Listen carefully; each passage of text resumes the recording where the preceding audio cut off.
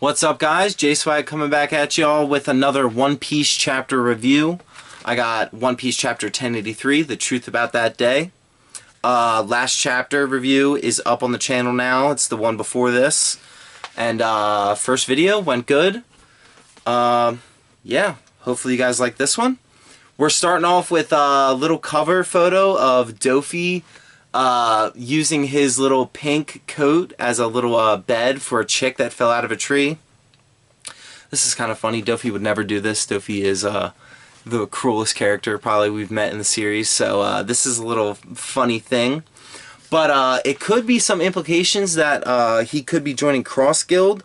We got a lot of Cross Guild action in the last episode, or in the last chapter, not episode, and you know, the Cross Guild it's like this, and we have Buggy in the middle, and then we have like Mihawk and Croc on either side, and we need someone to fill the bottom little section there. So, who better than Doflamingo? I mean, they were talking about influence in the last chapter. Like I said, Dofi has a lot of influence with his underground trading stuff, with the devil fruit trading that he did. So, I mean, what better fit than Dofi to be this fourth link of the Cross Guild? And I mean, that would make them, that would really solidify them as like a powerhouse Yonko crew. Because you have Croc, Mihawk, and, I was about to say Buggy.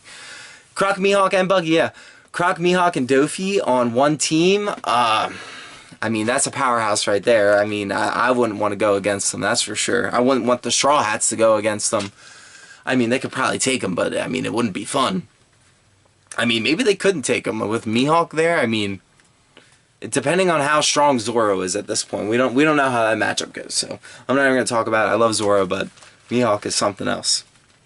So, we're starting off at Kamabaka Queendom.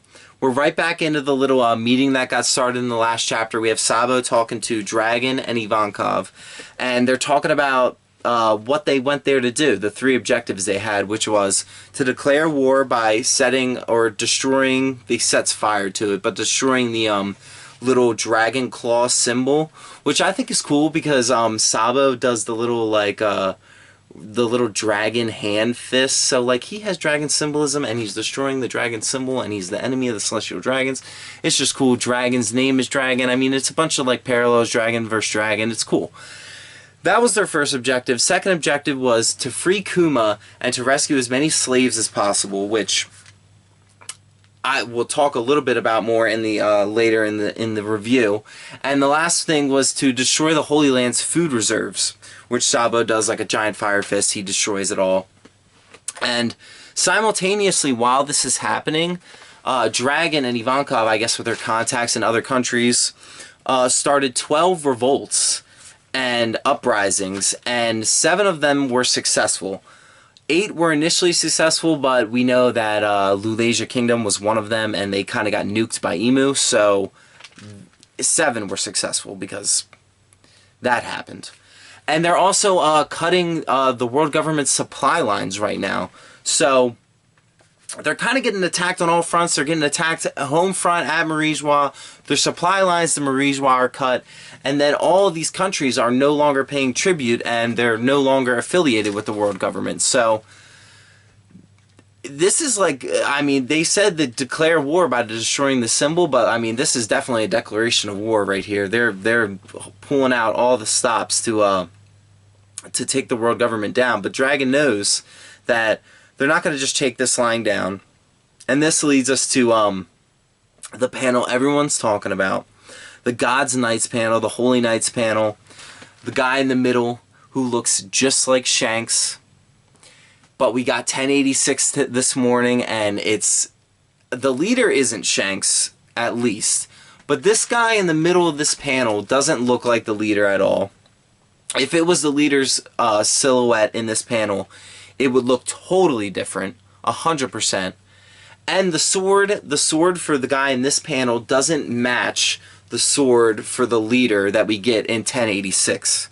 So I am of the opinion that this guy could honestly still be Shanks, and I think, I mean, that would be such a great twist. And I feel like Oda put this panel in here of the guy looking like Shanks to make us all think that, and then he put him in the middle to make him seem like the leader, and then he makes us wait 2 weeks. He gives us 1086. He makes us wait 3 weeks, 1086. And then he gives us this guy who is the actual leader. But just because this guy's in the middle of the silhouetted panel doesn't mean he's the leader. So Shanks could, in my opinion, I feel like he's still a God Knight. So that's what I think. But Dragon's like, the God's Knights are going to be mobilized. And Sabo's going to be the #1 threat. Because as of right now, the whole world who doesn't like the world government thinks Sabo's a hero. Because in their eyes, he killed Cobra. Cobra's affiliated with the world government. Cobra's bad. World government's bad. We know that's not true. Dragon knows that's not true. And he says that it's kind of a shame that it's like that. And Sabo even is like, I'm mad that everyone thinks that about Cobra, but he's like, if that's what has to happen to fuel the rebellion, then I'm happy with it. And Ibaka was like, oh, you're so cold and determined. But we know that that's not true. And that not all the kings and queens affiliated with the world government are scum. We know, obviously, Cobra wasn't scum. King Neptune isn't scum. They aren't affiliated. They're probably not. They're not going to be affiliated after what happened at this reverie, but they would have been if it went well. But they're not scum. So we know that everything's not as it seems, and this leads us into the big question everyone has: what happened at the reverie? What happened to Sabo after? So Sabo tells them, and it cuts to a flashback of the Holy Land, and we're seeing mass chaos, fire, celestial dragons freaking out, yelling at their slaves. And we get one celestial dragon pointing his gun at the slave because he's taking too long to like carry him back. And we get Karasu flying in. I remembered his name, Karasu, the guy with the raven devil fruit or whatever it is. I think his devil fruit is a murder of crows, and I'm not sure if it's, I'm guessing it's a paramecia. Honestly, it could be a logia, the way it behaves, and honestly all bets are off at this point, the way devil fruits work, especially coming in the next chapters, what we're going to be seeing with the Geoise and Eam. But yeah, I think it's going to be confirmed to be a murder of crows fruit. And honestly, dude, like if I could have a fruit in One Piece, this might be it, because the applications he has, he can fly, he can like separate himself like a Logia, he can send separate birds out for like recon, and like we'll see, I think it's next chapter, he gets the keys from Sabo, like just a single raven gets the keys and then takes him back to like his main body. So like this fruit has so many applications, it's awesome. But he's taking the gun from the Celestial Dragon, and then he's jobbing on some of these like CP agents, and but then he gets in a little clash with the big dogs who are coming in to enforce some rule, Fujitora, and then we have Morley clashing with Green Bull, and this is kind of like a good little power scale for Morley, because he's kind of like jobbing Green Bull a little bit. He's like, he cuts his hand off and he stabs him. And then he kind of gets, we'll see later, it's in next chapter, that he gets away kind of scot-free with no injuries. So it's like, I mean, Green Bull says like it's hard to attack with all these people around, but like, I mean, come on, man. Like, you're getting jobbed by this guy. Come on. But Fujitora is not having it. What it seems like, he's just saying, screw it, I'm calling down a meteor. Green Bull's freaking out. He's like, you can't do that. Like, we're in the Holy Land. You can't just call a meteor down. It'll be chaos.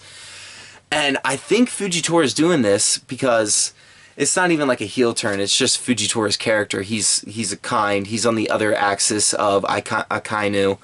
And I think he's doing this to cause chaos, to help them rescue slaves. Because we see just before this, Karasu tells Lingberg to go and make sure everyone gets out okay, and then right after that Fuji clashes with him. So it's like, I'm thinking he's causing this meteor to come down, and Green Bull is getting mad at him, so I'm thinking he's doing that to like cause chaos, help the slaves escape.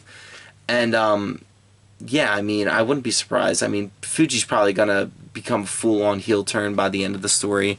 I mean, I feel like a lot of the Marines are. I mean, Sword is obviously like doing their own thing, but Fuji's one of those guys who I feel like shouldn't even be in the Marines whatsoever. So, but after that, we're cutting to Sabo at Pangea Castle, and we're kind of just getting the rundown of like everyone who is currently at the castle. We see Sabo looking for Kuma, and he's looking for the keys, and then that leads to us seeing Kuma with Saint Charlos, Scum Charlos, and his father riding on top of Kuma, and they're like talking about how they're going to get Shirahoshi. And it's like, oh, great. And then we see Shirahoshi down in the little corner, and she's with Leo. Like, Leo's in her hand. Like, it's pretty cute. Leo's just like a little speck in Shirahoshi's hand. It's cute. And she's just like chilling, totally oblivious about to what's happened to her. I can't talk. We're not going to try and say that again. And then we see Bonnie running to look for Kuma as well.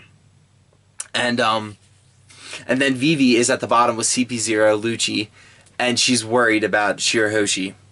She's saying, buzz off, I'd rather have Vice Admiral Garp's help. And yeah, me too. So that's just kind of setting up what's going to be happening in the next chapter. If you can imagine, you probably can. Not too much fun for Shirahoshi.